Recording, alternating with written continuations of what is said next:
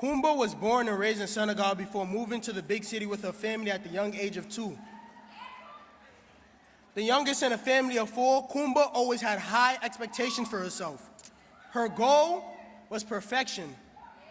The perfect daughter to her mom and dad, the perfect aunt to her nieces and nephews, the go-to girl to her friends, but Kumba was the perfect student for herself. For as long as I've known Kumba, she has been committed not only to her education, but doing whatever she can to become a better version of herself. No matter what trials and tribulation life throws at her, Kumba has always worked around it with a big smile on her face, knowing that she is getting closer to her goal. In the fall, she will be attending the illustrious Emory University, where she'll be taking her passions for helping others to the next level. Now, we all know the saying, nobody is perfect, but I'm here to tell you that Kumba is getting pretty close.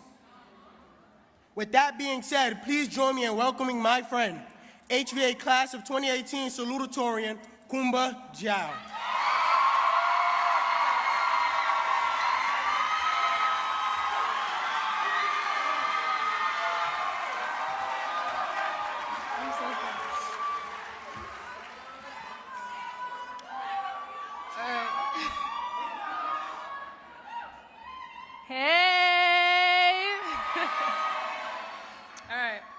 Hello, and welcome again, friends, family, staff, and most importantly, high school graduates.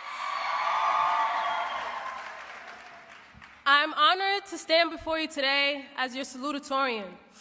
I'll keep this as short as possible so we can get to our diplomas. But I have a lot to say to this amazing class. I'd like to start off by thanking a lot of individuals.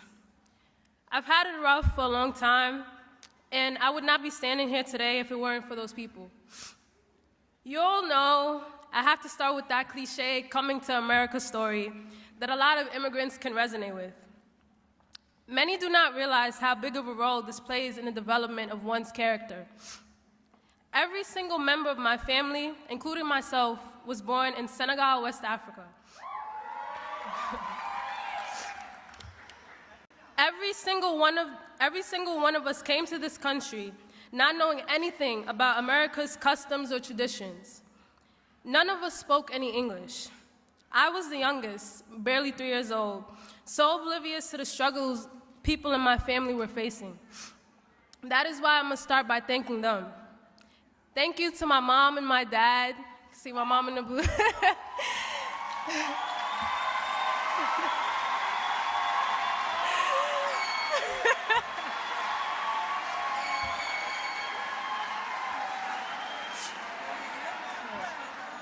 Thank you to my mom and my dad for risking all that they had to bring our family here so their children could have a quality education. Thank you to my older brothers for always looking out for me when I can't see what is best for myself. Abdul Hop. They are young, educated, and successful black men. And my sister, thank you to my only sister, because I have watched her overcome a lot of trials and tribulations. We often disagree, as sisters do, and we fight all the time. But she has always been by my side and is my best friend on this planet.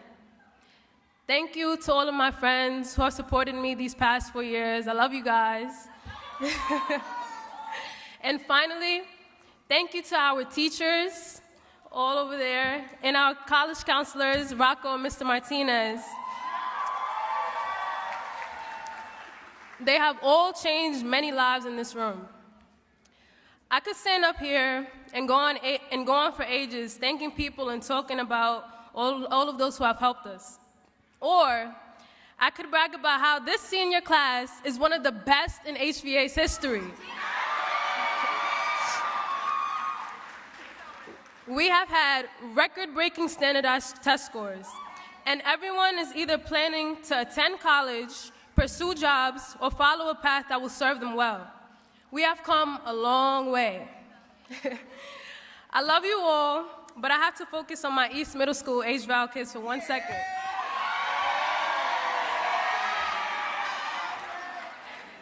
Not many students in other high schools can say that they have been going to the same school for 8 years or more in some cases.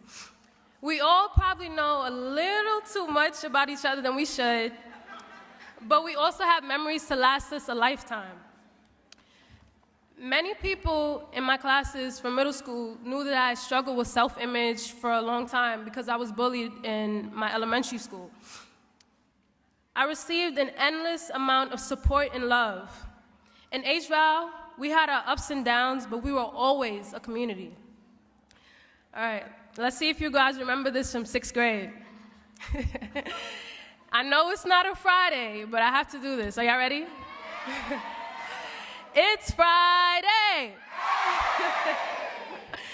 All right, from our homeroom chants and our amazing community circles, from the end of year trips to our endless feud with HVM students about whose middle school was better. Yeah, we know where it's at.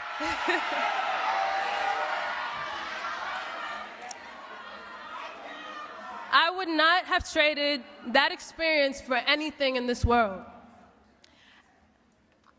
As a class, we have mastered skills academically, socially, and artistically. Many of us have acquired networking skills and communication skills that will get us far in life. High school is not only about the skills you acquire or moving from class to class or all the work that is assigned. High school is about the amazing people you meet, discovering yourself and your own interests, having insightful conversations at the weirdest moments, and leaving behind a legacy. I went through middle school and high school having people ask me how and why I was so smart. How and why did I obtain such good grades? But I have learned that anyone in this room can be as smart as they work to be. In this world, you need work ethic, you need grit, and you need resilience to lead you to your success.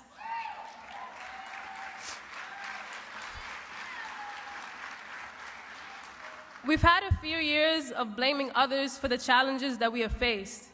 But now that we are adults and we will have our own responsibilities in college, it is time we take ownership for our actions. Hold yourself accountable because this is our moment.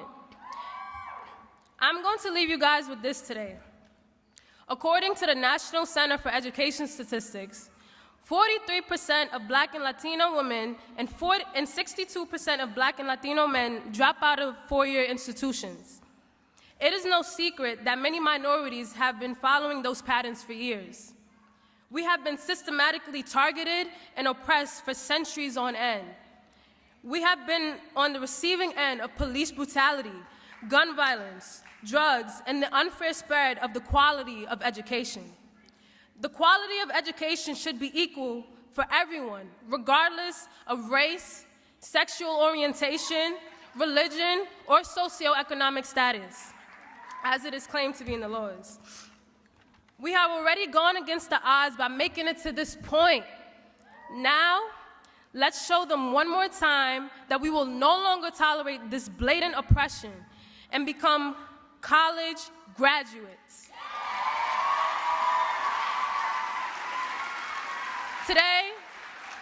Today, I'm saying that we will not become those statistics. This class will break those patterns.